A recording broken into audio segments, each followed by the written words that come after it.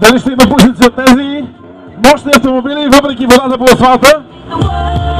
Ще разберем само след броени минутки, да не кажа секунди.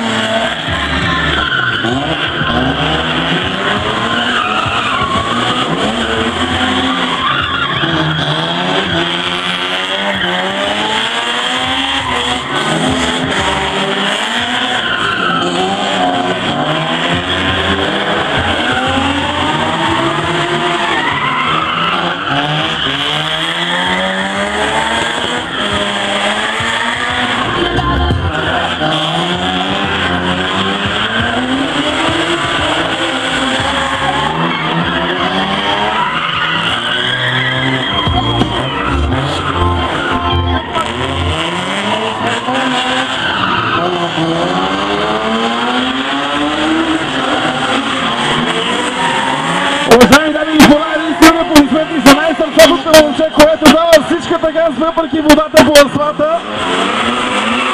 Виждате ли какво разстояние минава?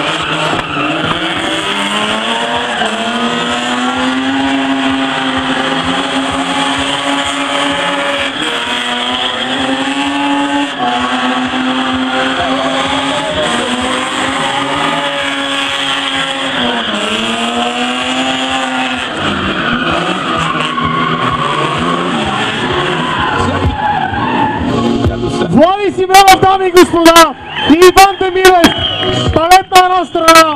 Виждате на какво сме готови, дори в дъжд, за вас, вярната публика, която търпи тези атмосферни условия, за да бъде тук до нас и да аплодира точно тези пилоти, които го заслужават.